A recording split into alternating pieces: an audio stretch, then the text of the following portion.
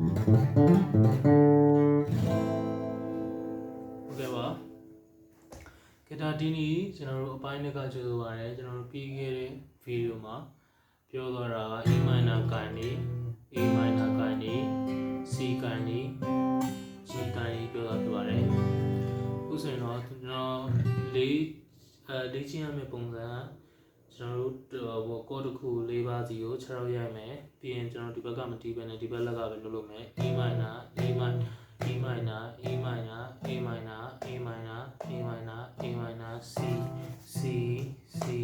C G G G G အဲ့ဒါလေ့ကျင့်ပြီးသားရင်ကျွန်တော်တို့ဟိုကတော့အောင်မယ်ဒီနေ့ A တင်ပေးမယ် D တင်ပေးမယ်နောက်လို့ပြီးရင် A D minor တင်ပေးမယ် A ရဲ့ D ရဲ့ D minor တင်ပေးမှာဖြစ်ပါတယ်ပြီး E ကိုတင်ပေးမယ်၄ခုထပ်တင်ပါမယ် A D E D minor ဖြစ်ပါတယ်အရင်ဆုံးကျွန်တော်တို့ E minor ကနေပြန်စလိုက်အောင် E minor ကနေပြန်စမယ်ဆိုတော့ E minor ကနေ E ဖြစ်ဖို့အရင်လွယ်ပါတယ်ကျွန်တော်တို့ E minor မှာလက်ညှိုးထည့်သလိုပဲ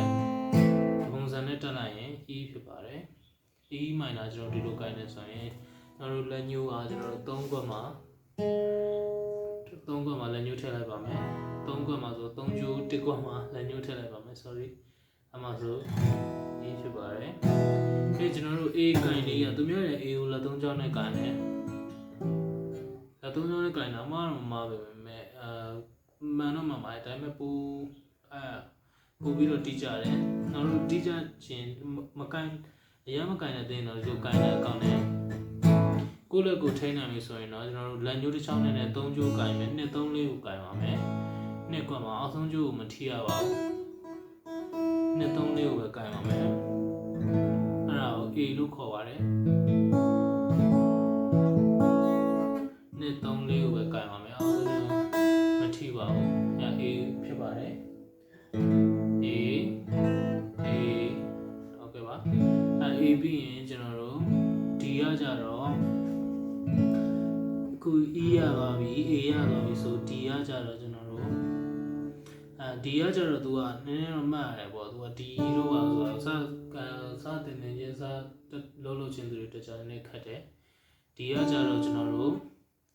လက်ခလဲကကျွန်တော်တို့တကြိုးနှစ်ကွက်မှာဝင်တယ်ပြီးရင်တော့လက်ညှိုးက3ကျိုးနှစ်ကွက်မှာပဲဝင်တယ်ဒီလားကျွန်တော်တို့အဲ့လိုမျိုးလေးကန်ရမယ်အမှဂျားထဲမှာတကြိုးလွတ်နေတယ်ဂျားထဲမှာ2ကျိုးလွတ်နေတယ်2ကျိုးလွတ်နေတာကိုကျွန်တော်လက်သက်ကျွန်းနဲ့3ကွက်မှာကန်ရမယ်အဲ့ဒါ D ဖြစ်ပါတယ်အဲ့ဒါဆိုကျွန်တော်တို့ A ကနေ D ပြောင်းမယ် D ကနေပြီးတော့ကျွန်တော်တို့ D minor ကိုပြောင်းနေချိန်ကျရင် D minor ကိုအခု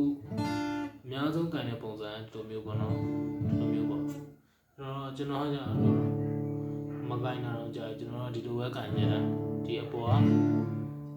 ကလက်တစ်ချက်လွတ်ပြီးတော့ပဲကန်နေတဲ့အတိုင်းပဲအခုကန်ရတဲ့ပုံစံကိုပဲကျွန်တော်သင်ပေးသွားမယ်ဒီကိုကန်ထားတယ်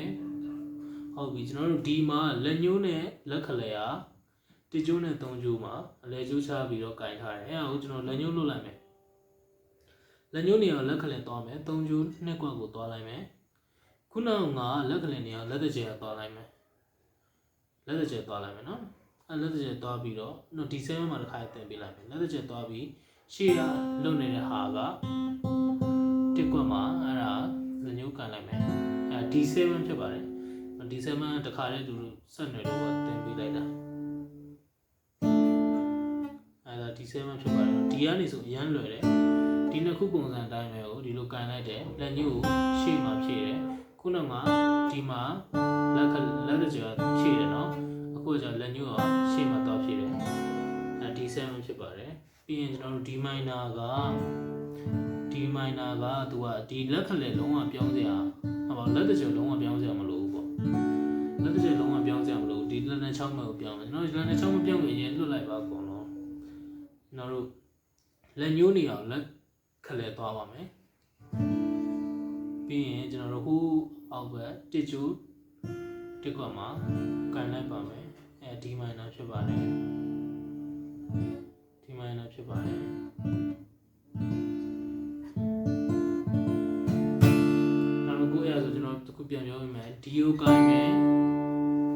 ဒီကိုကိုင်းမယ်လက်ညှိုးက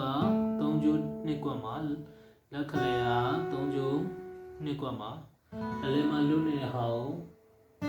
လက်သက်ကြီးဖြည့်မယ်အဲ့ဒါဒီဖြစ်ပါတယ်ပြီးရင်လက်ညှိုးနေရာလက်ခလဲဝင်လက်ခလဲနေရာလက်သက်ကြီးဝင်ရှေ့ကလွတ်နေတဲ့နေရာကိုလက်ညှိုးဖြစ်စရာ D7 ဖြစ်ပါတယ်ပြီးရင်ဒီကနေကိုင်ပြီးတော့ဒီလက်သက်ကြီးလွတ်စရာမလိုဘူးလက်ညှိုးနေရာလက်သက်ကြီးဝင်ရှေ့ရထိပ်ဆုံးမှာအဲ့ဒါကိုဝင်ဒီ minor ဖြစ်ပါတယ်အဲ့ဒါဆိုကျွန်တော်တို့ဒီနေ့ E minor ကိုလက်ညှိုးထည့်လိုက်မယ် E ဖြစ်ပါတယ် E အပြင်နှစ်သုံးလေးကိုမှတ်မယ် A ဖြစ်ပါတယ် A ကနေ D ကိုပြောင်းမယ် D ကနေ D7 ပြောင်းမယ် D7 ကနေ D minor ပြောင်းမယ်အဲ့ဆိုကျွန်တော်တို့ဖြည်းဖြည်းချင်းတွေတွားကြည့်အောင် A 6လောက်ကရိုက်မယ်ဒီလိုအရိုက်ကတော့6လောက်ဆိုပါစို့ဒီလိုရိုက်တဲ့ချိန်မှာကိုယ်ကကန်ပြီးသားဖြစ်မယ်အောက်ကျမှာကန်ပြီးသားဖြစ်မယ်လဲမှာလည်းမကန်ဒီလိုတဝက်လောက်မှမကန်ထားရဘူးအောက်ကျမှာကန်ပြီးသားဖြစ်ရမယ်ငါမှာ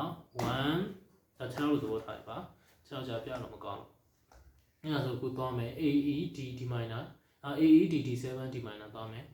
1 2 3 4 1ဒါ E ဖြစ်ပါတယ် A 2 A A A A E E E E E E D D D7 D7 D7 D7 D minor D minor D minor D ကနေ D7 ပြောင်းပြီးရင် D7 D minor မပြောင်းနိုင် D ကိုပြန်သွားပါ D D D D D7 D7 D7 D7 D ကိုပြန်သွားမယ် D D D D D minor D minor D minor D minor ကျွန်တော်တို့အရင်ဘက်ကဟာနဲ့ကိုယ်ကျွန်တော်ပြန်ဆက်မယ်1 2 3 4 E minor E minor E minor E minor A minor A minor A minor A minor C C C C G G G G A A A A D D D D D7 D7 D7 D7 D ကိုပြန်သွားမယ် D D D D minor D minor D minor D minor D minor E E E E ကလွယ်လို့နောက်ဆုံးမှပြရတာကျေးဇူးတင်ပါတယ်